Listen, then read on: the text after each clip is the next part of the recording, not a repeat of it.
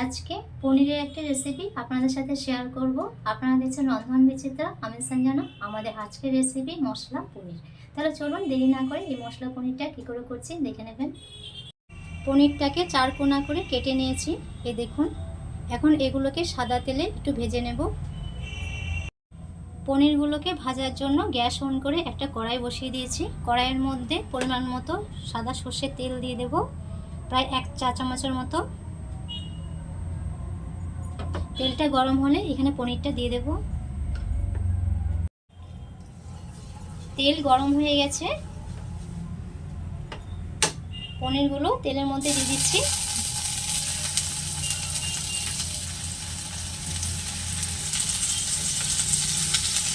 এই সময় গ্যাসের ফ্লেমটা লো টু মিডিয়ামে রাখবেন।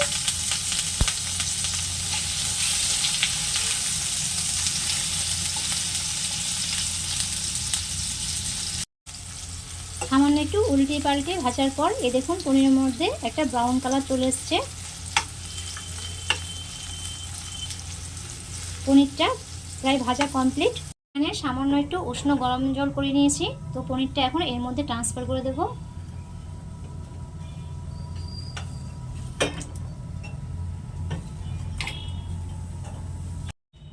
পনিরগুলোকে 5 মিনিট এই উষ্ণ গরম জলে ভিজিয়ে রাখবো।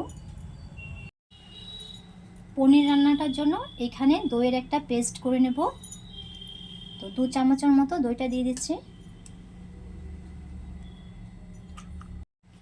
এখন এই দইয়ের মধ্যে আপনাদেরকে কিছুটা মশলা অ্যাড করতে হবে। তো প্রথমে দিয়ে দিচ্ছি একটু হলুদ গুঁড়ো, 1/2 চা চামচের মতো। 1/2 চা চামচের মতো জিরে গুঁড়ো, 1/2 চা চামচের মতো ধনে গুঁড়ো, 1/2 চা চামচের মতো গোলমরিচের গুঁড়ো, 1/2 চা চামচের মতো গরম মশলা, 1/2 চা চামচের মতো গরম মশলা গুঁড়ো,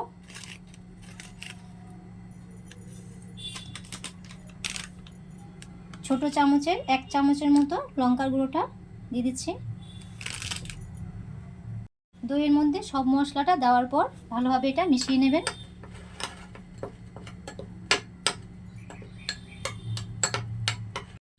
কিছুটা মশলা ভেজে নেব, তার জন্য কড়াইয়ে 1 চা চামচের মতো সাদা তেল দিয়ে দিচ্ছি।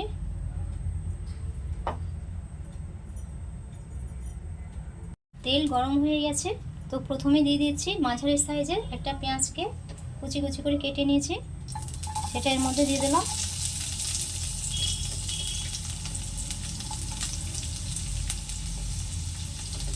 কিছুটা রসুন, 5 থেকে 6টি রসুন দিয়ে দিলাম।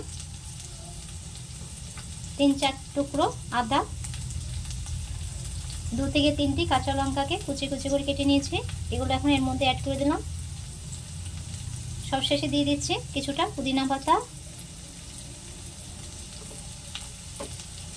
সবগুলো মশলাকে ভালোভাবে ভেজে নেব। পেঁয়াজ, রসুন, আদা, কাঁচা লঙ্কা, পুদিনা পাতা ভালোভাবে ভাজা হয়ে গেছে।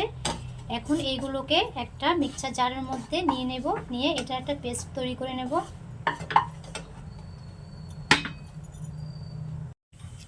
ফোড়নটা ভাজা ভাজা হয়ে এসছে, এই স্টেজে পেস্ট করা মশলাটা এখানে অ্যাড করতে হবে।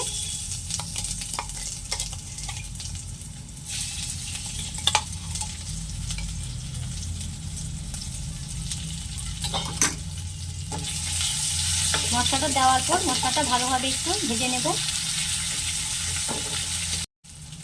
মশলাটা সামান্য একটু ভাজার পর এত সুন্দর একটা সেন্ট বেরিয়েছে, আপনার বাড়িতে এই রান্নাটা একবার না করলে সেটা বুঝতেই পারবেন না। মশলাটা ভাজা হয়ে গেছে, তো এখানে মিক্সচার জারটা ধুয়ে সামান্য একটু জল অ্যাড করব।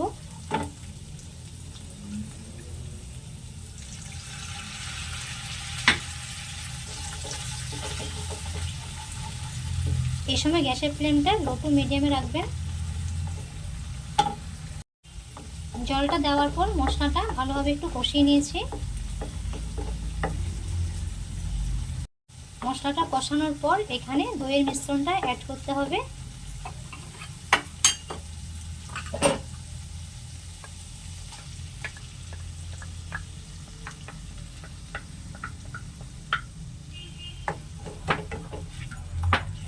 দইয়ের মিশ্রণটা দেওয়ার পর এটা ভালোভাবে কষিয়ে নেব। মশলাটা ভালোভাবে কষিয়ে নিয়েছি। এখন এখানে পনিরটা অ্যাড করতে হবে। গরম জলে পনিরটা ডুবিয়ে রেখেছিলাম, এটা এখন জলটা ঝরিয়ে নেব। নিয়ে ডাইরেক্টলি প্যানের মধ্যে দিয়ে দিচ্ছি।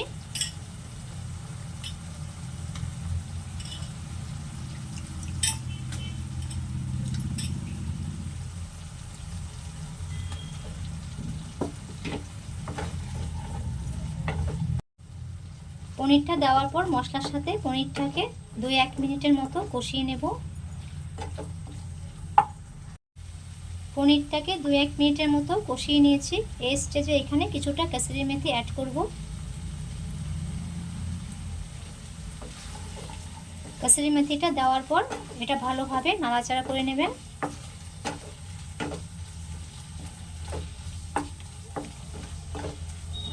আপনারা লক্ষ্য করে থাকবেন এই রান্নাতে আমি এখনো পর্যন্ত নুনটা ব্যবহার করিনি, তো সব শেষে এখানে নুনটা অ্যাড করব।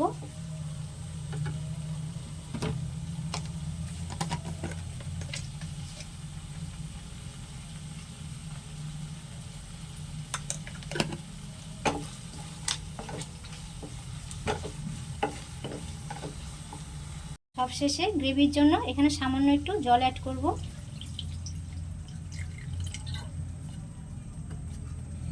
জলটা দিয়ে এটা ভালোভাবে নেড়ে চেড়ে দেবেন।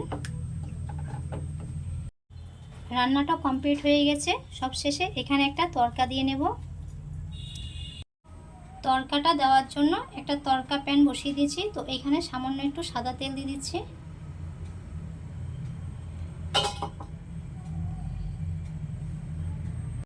তেলটা গরম হয়ে গেছে, এখানে 1 টিস্পুন কাশ্মীরি লঙ্কার গুঁড়ো অ্যাড করছি।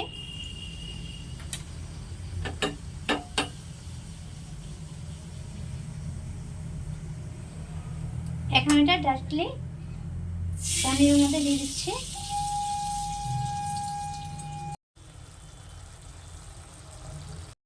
তড়কাটা দেওয়ার পর পনিরের সাথে ভালোভাবে মিশিয়ে দেবেন। আপনারা বাড়িতে একবার হলেও এই পনিরের রেসিপিটা ট্রাই করবেন। আমাদের মশলা পনির রেডি। আপনারা বাড়িতে এই মশলা পনির একবার হলেও ট্রাই করবেন, আশা করি ভালো লাগবে। আজ এই পর্যন্ত, দেখা হচ্ছে পরবর্তী একটা রেসিপিতে। সবাই ভালো থাকবেন, চিরসবুজ থাকবেন।